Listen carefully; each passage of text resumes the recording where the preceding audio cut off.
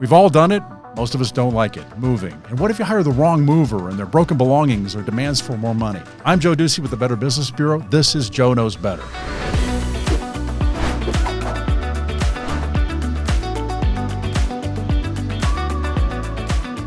All right, joining me in studio, Rick Dircks, Executive Vice President of Dircks Moving and Logistics, located in the Metro Phoenix area, but covers the nation. Correct. Yes, Correct? sir. Okay. And Sergeant Steven Sekrecki, Steven, with the Arizona Department of Public Safety, Arizona Commercial Vehicle Safety Partnership. Yes, sir. Thanks for being here, Sergeant. Oh, thank you, sir. All right, so we're going to talk about moving today. And I want to ask you, first of all, I told you I'd ask you this, one of the worst situations that you've seen involving a consumer or heard about, or what is the most common consumer problem you see? Rick, I'll start with you. Okay, probably the worst one I've been involved with this situation. Fortunately, we didn't cause it. We helped to figure it out. But some people moving cross country and the truck was lost and no furniture. So when the people came to move to Phoenix, there was no truck, no furniture, and no way to find him. And it turns out literally that independent driver decided he didn't want to do that anymore and left the road and left his truck and in the just the left woods. the truck on the side? Yep, left it in the woods, and it took them weeks to find the truck to find their stuff. So that was bad. So this was somebody else, and well, that's crazy. Yeah, so they didn't get their stuff. Well, they finally eventually got it. They eventually got their stuff. Okay. But they lost it for probably close to a month. They find out what was going on with the guy? He just checked out. I never really heard what happened, but I think he definitely checked out. Oh, man, that's what you don't want. Yeah. Sergeant, you probably see a lot too. What have you seen, and what are some of the? Well, I guess you said you could answer both questions. What's the worst thing that you've seen, and then maybe the most common problem? Yeah, absolutely, Joe. One of the worst cases that we actually investigated here at the Department of Public Safety occurred last year. It was a intrastate move, surprisingly, from basically the Tucson area to Phoenix. This was an elderly lady that hired a moving company, and at the time of delivery, the upcharges were so much, the lady was unable to pay immediately that bill and fee that the moving company requested right at that time. Okay. So unfortunately, the local law enforcement was called, and it was determined really a contractual matter just because they just didn't know. And that's very common. They don't really teach this in the police academy. This is more of an advanced style of training and experience that needs to be done. So the police officer did direct the moving company to go ahead and go on, and they put the items in storage. The elderly lady that had all her belongings from moving from south to the valley was really lost. She wasn't able to do anything. She didn't know what to do. So she had agreed to a certain price, and then they wanted more money for it? Was that how it looked? That's correct, yeah. Okay. More money than they agreed to. Yes, and a lot more, in the tunes of $30,000 to $40,000 to be actual. And to pay that right up front was obviously a shock to her. Holding the stuff basically and saying, no, I gave it to you until you give us more money. Absolutely. Very typical hostage load is what we would call them. So the moving company went ahead and put it in storage. The elderly lady was able to try to contact the company to no avail. After time has elapsed, she actually hired an advocate, a family advocate. Still nothing that could be done. And eventually it got to the state senator, Senator Watsack, and she got involved and then was able to reach out to us at the Department of Public Safety. So we went ahead and took over the investigation at that point. What happened?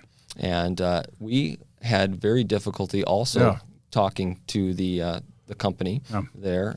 Finally, we went ahead and did a search warrant, and we were able to go to the storage lot and facility, open up those bins that were there, locate her items, and then deliver them back to her. So with just the amount that she agreed to pay? With just the amount that she agreed to pay. No, okay. So is that a common problem? Do you hear about that, Rick? Do you hear about that kind of stuff where? And I know there's a new law about the hostage thing, but have you heard? Absolutely, it happens far too commonly. Not so much on moves within the state. When you're doing with local movers, I think the big problem is we call them the rogue movers, which they're national movers. They really aren't movers. They're really just a broker. So they They make the arrangement and put the price together, and then they contract to an independent driver. And the problem becomes the independent driver then says, hey, the deal was $5,000, move you from Miami to Phoenix. You have more stuff, it's $8,000, pay or else. That's where the hostage situation comes in. They happen quite regularly, though, more often than they should. Okay. And Steve, do you see the same problem? Absolutely. That's exactly what the most common complaint that we get from our office is that a illegal upcharging right at the time of delivery. So people have signed a contract or done whatever, and they agreed to a certain price, and then the mover says, whatever, there was more stuff than we thought, or they maybe don't have a reason, and then they say, basically, give me more money or we're not going to bring it to your place? Absolutely, Joe. There's so many nefarious reasons that are there. Steps, going up different flights of stairs. The amount of parking in the area is a possible charge. In fact, we've seen multiple cases where they were charging for airspace inside of a U-Haul style van. And airspace, exactly. And we would What go the heck there. does that mean? So basically, they're saying that the load was a certain amount of cubic feet. Oh. And then all of a sudden, when we get there on scene, it actually happened to be a lot less. So they're charging for that airspace, Joe, if you will. So literally no charge. Oh, man. Nothing. All right. Now, there's a law, correct, about this. I don't know how if it's followed or if you have to enforce it, or you Attorney General's office, I guess. But go into what the law, Rick, as far as you understand, or maybe Steve, I guess I should talk with you about the law and what it says. Sure. Yeah, absolutely. So there's actually a multitude of laws. So for intrastate, we're talking in-state? about in-state only moves. There is a law in the Arizona Revised Statute. It's Title 44, 1611 through 1616. Yeah. I'd really encourage everybody to read those statutes. They're very small in nature. They don't take a law degree to understand them, but that really gives you as a consumer, and then also on the side of these good businesses that are doing good work, what they can do to properly charge for that. And what does it say? What about what's the gist of the law that protects people against these hostage situations? Sure. So specifically in the law, it says that the mover does have to deliver the goods, and then they can go ahead and do a bill 30 days later for additional services and fees that were incurred. Now, from there, it does say specifically in the law that the Arizona Attorney General's office is the primary investigators of those types of cases. So that's where the call would be. Rick, we talked before about you seeing businesses that lowball in a lot of cases, and is that a problem? What kind of problem do you see with that? What's happening?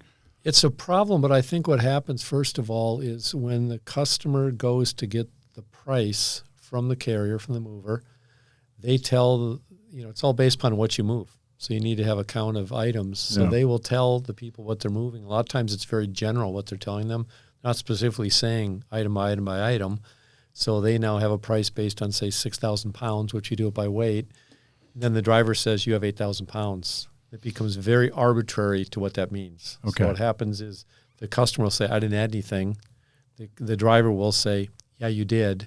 There's really not good documentation to do it, which is what really creates the mess. That's why, I know we'll talk about solutions later, but that's why there are ways to avoid doing that in the first place. Don't just take people's word for things, because that's when you get in trouble. Okay. And Rick's business, Dircks Moving and Logistics, is a BBB accredited business, so you've agreed to a more trusted standard there.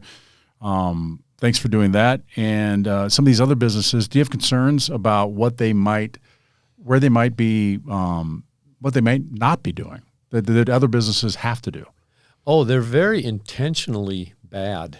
I mean, it's not people that make mistakes. There are companies that aren't real. They aren't asset based, meaning they don't own their own trucks. So it's somebody that could literally be working out of their basement. They set up the deals to do the moves. They hire a driver to do it. Now you have a third party being the driver who says, wait a minute, I need to be paid X amount. And then I think what you'll find, and I'm sure, Steve, you'll back this, you try to find the owners of those companies, and they're impossible to find. I mean, they do a good job of hiding. So I think if you don't have a legitimate business, you don't care you're doing this to people, and you're doing it pretty regularly, and then they'll change names and they'll kind of go undercover. So they're really hard to track. Okay. Absolutely. And you've seen that too?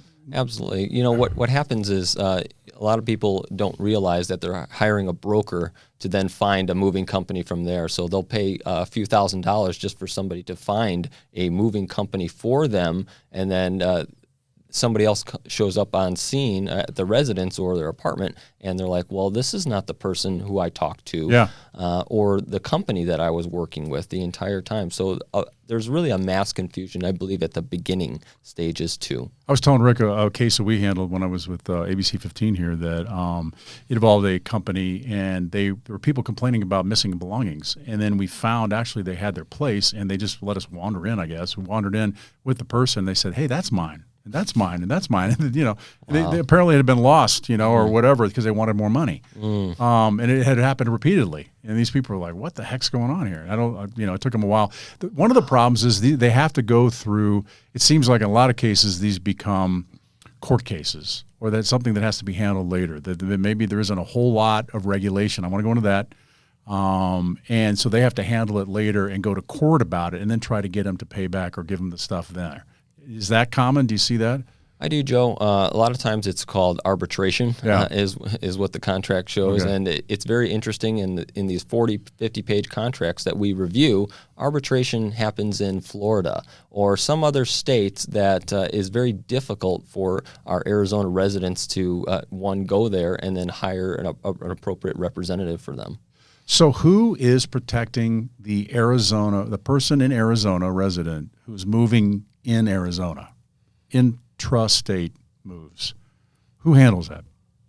So from our chair, it's going to be the Arizona Attorney General's office. They're investigators. They have a great website out there that is a consumer fraud website that has a lot of great information and documents, and a hotline that they're able to contact. Do you feel like there's enough regulation for intrastate?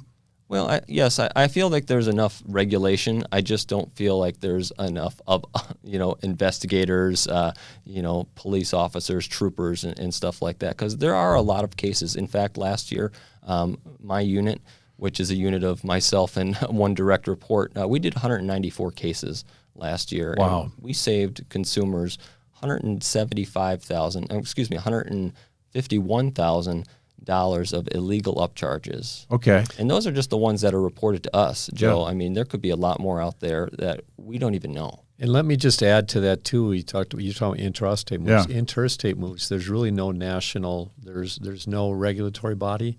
So if there's an issue, it again goes to the state attorney general's office. They're the ones, the referee, and yet it's a move that may have initiated in Florida, ended up in Arizona. So the state's only dealing with this part of it. But there really aren't any national laws regulating interstate commerce. We used to have the Interstate Commerce Commission regulated us. They're no longer available when we deregulated industry 40 years ago. And I know you want to talk about it, Steve, but you're a moving company who says that they'd like to see more regulation. Yes. I think reasonable regulation, absolutely. And unfortunately, the regulation is for the bad guys. And unfortunately, customers don't know they're bad guys until they get a little too deep into it sometimes. Because the good guys all are trying to do the right thing and are very straightforward and honest and accessible and approachable. Okay. Steve, what are you talking about? Interstate?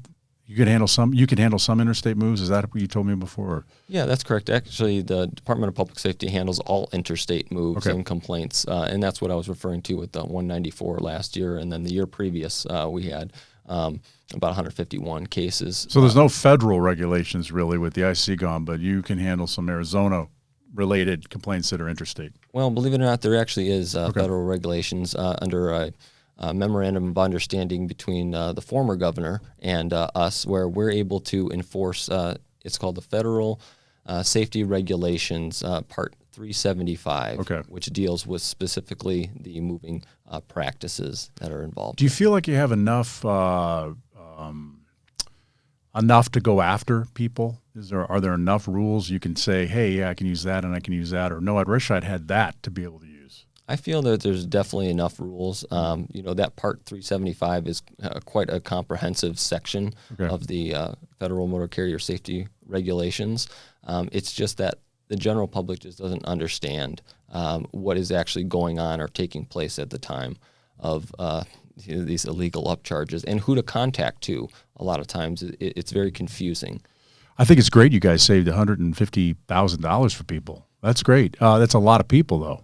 80? Would you say something like that? 180 cases, 190? 194 last year. 194 cases. So do you? It seems like are you constantly busy? Absolutely. There's not a day that goes by that we're receiving some kind of phone call, a voicemail, an email that comes in to our Typical office. call. A typical consumer call. What would that be? Typical one would be that they showed up, this moving company showed up, they loaded all of our stuff, everything seemed to be just fine, hunky-dory. As soon as we got to our new residence, we don't know what happened during transport, but they're now demanding $5,000, $10,000, $15,000 of extra. We didn't know what to do. We either paid them or said no, and now we're out. What can you do at that point? At that point, you definitely need, if it's an interstate case, contact the Department of Public Safety via our phone number at our duty office, 602-223-2000, or you can go on to our website. We do have a specific area for filing complaints. Also, contact the feds. There's a Federal Motor Carrier Safety Administration website where you can tell them what company was there with DOT number or some type of a name, and then be able to report that, and then they can let us know. And what are you able to do about it once they complain to you? You're able to go at that point. Can you go out and say and try to figure it out? Is that what you do? That's exactly what we do. We put a piece of puzzle together, if you will. We'll talk to the complainant and receive that contract. Hopefully the person has the contract there where they're able to provide that to us. Hopefully they have some photos and documents of what took place. And we can kind of piece that puzzle together and try to work with the moving company then to have some resolution that doesn't require an arbitration or something, because we don't want to be enforcing everything. We want this to be a great partnership and have more safe moving practices. And that arbitration thing's typically in the contract that the people sign? Absolutely. Okay. Joe. I don't know if you're going to say something, Rick. No. Okay. Let's talk a little bit about what people can do, and then we can go back to some of the problems. But in case people tune out, hopefully you're not. But we'd like to talk about some of the things people can do to kind of prevent these things from happening. So, Rick, I don't know, what are some advice you can give to people? Let's start before, like maybe when they're looking for a move. Sure, absolutely. Well, what should they consider, and what should they be doing? I think first of all, you need to, when you start doing your shopping, you need to make sure you're talking to legitimate companies, and it's hard to do. But the thing I'll normally tell people, first of all, are they Better Business Bureau accredited? Really important. So, do you have your name on the line you're going to accept, complaints, et cetera. But even the BBB will also rate non-BBB accredited businesses, so that's a good start. Looking for reviews. Yep, looking for reviews, looking for the rating. Yeah. But I think one of the most important things to do is also find out, is this company a real company? And the thing I'll do is I will tell people, generally if they have a physical location in a warehouse, you're dealing with a company that's not a broker, because it's the brokers that can be trouble because they're farming it out to drivers. So these guys are just, in essence, clipping a coupon and leaving for somebody else to do it, which is where, as the sergeant has said, we get into trouble. So I think what you want to do is you want to make sure and keep companies that are legitimate, they're real life companies. The next thing you need to do is, when you get an estimate, get it binding. Every legitimate company on long distance moves will bind an estimate. Now, in order to bind it, you have to know exactly what people are moving. So you either need someone to come to your home, give you a written estimate, or now we do virtual estimates, which is kind of a FaceTime type application. We're actually going through your house, because to your point, when you say, I was told $5,000, now they want $3,000, what's the basis for it? This now gives you a basis to say, I moved exactly what I said I was going to move. I'm doing the services that I said I wanted done. I didn't need you to pack boxes. I don't need storage, wherever the other charges might be. Therefore, you know what that number is based upon, because that's the problem. If someone says, you owe us $3,000, why? Because you have more stuff. There's not an exactness there, which there would be with what you're doing. And the name brands, we have an exactness. We literally will say we expected to move 60 boxes. If you have 80 boxes, you could have more weights. So there needs to be an agreement between the customer and the mover before you ever move on what's included in that price. And I think that's one of the big problems is there isn't that agreement. And is the price done by hours that would take for that, or how do you determine the price? Long distance move is all done by weight. Local moves are done by time, which can be a little bit more interesting because I estimate it'll take 8 hours. If it takes 10 hours, it took 10 hours. And people are upset. Yeah, they can be, and perhaps because like, hey, that guy took a break and sat down and had his lunch, which he should have. No, absolutely. But what if the customer wasn't ready? What if they didn't have all their items packed? And so there are a lot of reasons it can be, but those are generally things that kind of range 20% you can work through. It's when you have $5,000 added on top of a $5,000 bill. People don't have that kind of money that they've set aside to do it, which is taking a problem. And one thing I'll just say so I don't forget this is the one thing we want to avoid at all costs is when it goes into storage. Yeah. Once it goes into storage, you've added expense. You've also, the company has washed their hands of it a lot of times. So now they've said, okay, it's out of our hands, because otherwise you can start getting into theft issues if you keep holding on to your things. And when we were saying about the physical address, you say actually go out there and try to see if you have one. Yeah, Google Maps, you can pretty much do it on Google Maps. Do you have a real operation? Is it legitimate? Go to a website. Some people can develop really nice websites that don't say anything about, they don't give a name of a person, they don't give a name of an address, anything else. That's a red flag that you need to know somebody's accountable. Does there have to be licensing? In order to run, to go national, you have to have a Department of Transportation number. Okay. Doesn't mean everyone does, but you're required to. So interstate, check a license maybe with DOT. Correct. Well, okay. Yeah. All right, Stephen, what would you say? Absolutely. And just to piggyback off that, definitely if it has a DOT number, we do have a dedicated website at the Federal Motor Carrier Safety Administration of Check the Movers database. What you're able to do is what I say to everybody, do your homework. You're hiring a professional company, hopefully, and go ahead and do that homework. Do your research on that. Go on the database, see what the complaint history is there. See how well they're doing. Go on Google, type that number in, and see what are the reviews. What is exactly going on? Has people have a lot of problems with this or not? And then as soon as they're there, make sure you read that contract. Those contracts are, 30, 40 pages. Take your time, read it, understand what is actually being asked of you, what you're asking the mover to do. And then if you have questions, bring those forth and do that. How many times do you see unfilled contracts or they don't have a contract? Well, they'll have a contract, but there's a lot of gaps in there. And what would you see? I would see, the weight, like he was saying, or the cubic feet are not tabulated properly in there. So do your math there. And what I always say is always have somebody there with you, a friend, a family member, your pastor, somebody there while they're loading everything up, while they're taking inventory, doing a bill of lading, a shipping document. And then everybody has a cell phone now or some sort of tablet. Record it. It's okay. That's great information that we have, both to protect the mover that are doing the right job and then also to give you protections too. So when we're investigating, we have some sort of, physical evidence, if you will, in a digital format to go on. What percentage of consumers do you think would do it the way that you would move yourself, knowing what you know? Well, obviously being in the field for many years now. It's got to be low. Yeah, I would say so, because we're trusting people, right? And, we always look for the good in others. And we don't expect this to happen when you're excited about a new job opportunity or going to school in another place. And you're just really grateful to be there in that new place somewhere in Arizona. And you didn't expect, drat, somebody is charging me out extra and I don't have the money. Yeah. And the part that gets me is everything you own is going in a stranger's truck. Yeah. I think you'd want to know a little bit more about that stranger when it's everything you own. You've got your family pictures and things like that. And that's one that gets me is you didn't do enough of your homework. I mean, that's blind trust is what that is. So you're saying, okay, so before, do your homework, check out reviews, BBB, other places.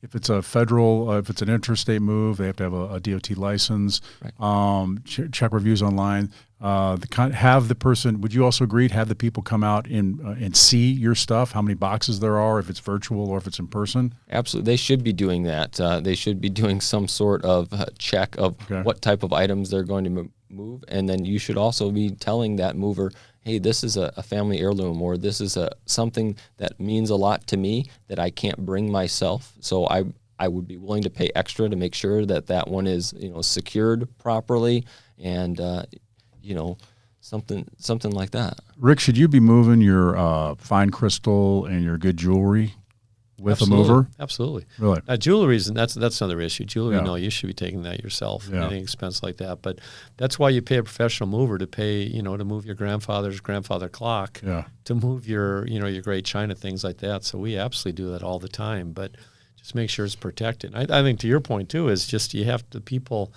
to ask those questions of the mover. I'll guarantee you the rogue movers, no one is doing an inventory of your house completely. Mm-hmm. No one is. If that's not being done, again, I'd walk away from the transaction when that happens. I remember looking at some of the contracts too, and the insurance, the basic insurance is pretty low. It's like 10 cents per 60 cents 60 per cents pound. per pound. Okay, so Yep. it's based on pound and not kind of the worth of the item. But Correct. part of that's because worth. Who determines what it's worth, really, right? I mean, how much is it to you? Worth to you, or is it worth to somebody else? Yeah, but the 60 cents per pound that's kind of an old standing government regulation, for lack of a better term, but that does not replace anything.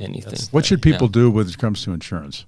I would say, if it is something that is extremely important to you that you can't take it with you, first of all, try to do that. Then definitely hire, a third-party insurance. But then also on that, hire a Better Business Bureau, moving company, or the Arizona Moving Association, one that has been already vetted that these are great movers that are doing the right thing out there. And I think a lot of those cases will be dropped in terms of those illegal upcharges. When you go after people, I know when you go after companies, I know you're trying to get the goods for the people. That's great. Right. Can you also then, is it the Attorney General's office that would go after the business and Yes.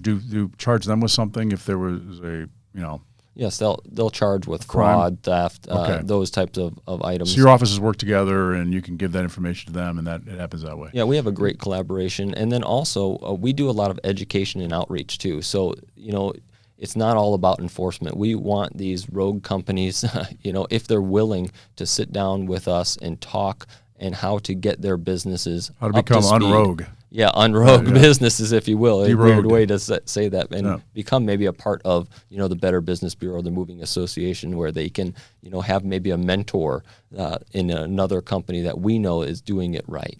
Yeah. Let me just also add real quickly too, we talked about the insurance. Well, technically we don't sell insurance, we sell increased protection, which basically allows us, we as the carrier can say, if your goods are worth $50,000, we'll give you $50,000 worth of protection, and it costs you $250 ever for that premium. Yeah. But what it does is when an item gets damaged, which happens sometimes, it just does. I think 15% of all moves, something gets damaged. It just affects a life.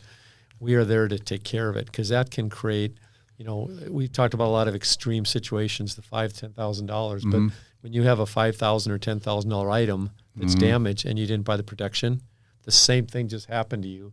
Right. And that's that one you really could have avoided by doing it. People can go, oh boy, I don't have to pay $300 more. Just make sure you know what your options are. And you may choose not to get it, because also people will say, well, your homeowners will cover it. It very rarely covers it. Okay, that's really good to know. So your homeowners very rarely covers it. Moves. You need to purchase it through the moving company in order to be properly protected. And I hate to use the example. I'll tell people, if the 60 cents per pound, if a truck roll went off the end of a cliff just on accident, if we gave you a check for $3,000, what would that do for you? And if people go, well, I think $50,000 is it, bingo. You need to think of the worst case. That's what insurance is all about. Excellent. Okay. Yeah. All right. Any final thoughts? Like 30 seconds.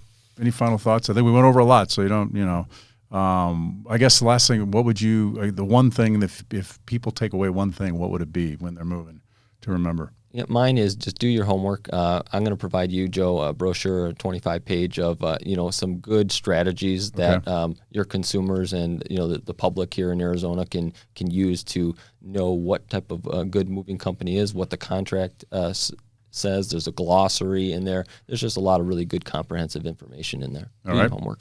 Great. I'd say tagging off of that, I would say if it sounds too good to be true, it probably is. Yeah. So I've had friends that have moved before with The really somebody low else. prices. Yeah, somebody was $300 cheaper, and that was I thought you guys were all the same. Then I found out we're not. So do your homework and look. And the reviews are huge. And also not only look at reviews, look at number of reviews, because these companies that change names, may have 3 reviews. Yeah. Well, if you only have 3 reviews, something's up. You know. All right. Rick Dircks, Executive Vice President of Dircks Moving and Logistics, a BBB accredited business, and Sergeant Steven Sekrecki with the Arizona Department of Public Safety, Arizona Commercial Vehicle Safety Partnership. Whew. There you go. That was a great conversation. Thanks, guys, for being here. Thanks, Joe. Appreciate it. Before hiring, go to bbb.org, check reviews, and for accredited businesses that agree to operate ethically. And see all my podcasted videos, joeknowsbetter.bbbcommunity.org. I'm Joe Ducey with the Better Business Bureau, helping businesses and consumers get it right.